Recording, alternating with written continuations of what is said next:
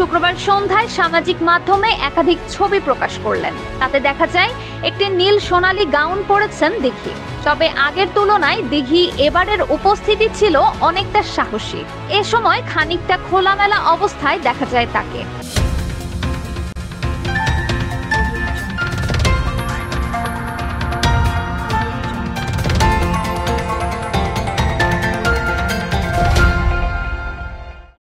এই রকম নতুন নতুন ভিডিও দেখতে চাইলে আমাদের চ্যানেলটিকে সাবস্ক্রাইব করুন।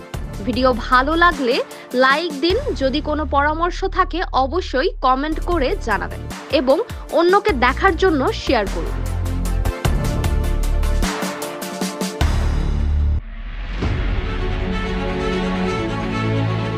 মুগ্ধ ভক্তরা মোহনীয় গাউনে দিঘি নীল সোনালী।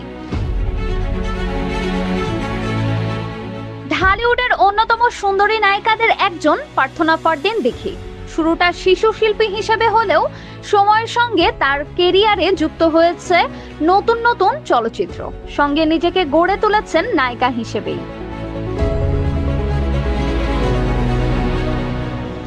গত ঈদ উল ফিতরে মুক্তিপ্রাপ্ত এম রহিম পরিচালিত জঙ্গলি চলচ্চিত্র চিত্রনায়ক সিয়াম আহমেদের বিপরীতে দিঘিকে দেখা যায়।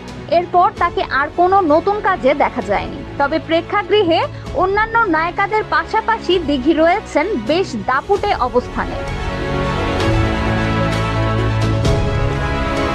এদিকে পর্দার বাইরে সামাজিক মাধ্যমে সরব থাকেন দিঘি। বিভিন্ন সাজে নিজেকে উপস্থাপন করেন এবং ভক্তদের সামনে নিয়মিতই ধরা দেন এই অভিনেত্রী।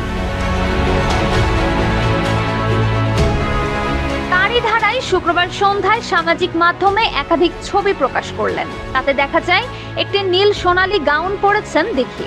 তবে আগের তুলনায় দিঘি এবারের উপস্থিতি ছিল অনেকটা সাহসী।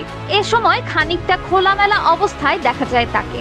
দিঘির এই মোহনীয় আবেদনময়ী লুক যে রীতিমতো মুগ্ধতা ছড়িয়েছে ভক্তদের মাঝে, তা আর বলার বাকি রাখে না।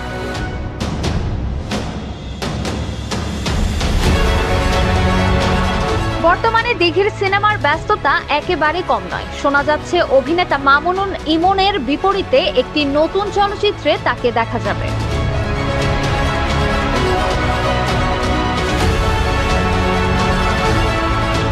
খবর অনুযায়ী রবীন্দ্রনাথ ঠাকুরের জনপ্রিয় ছোট গল্প দেনা পাওনা এবার বড় পর্দায় আসছে। পরিচালক সাদেক সিদ্দিকের নির্মাণে সরকারি অনুদানের এই চলচ্চিত্রটি গল্পের নামেই নির্মিত হবে।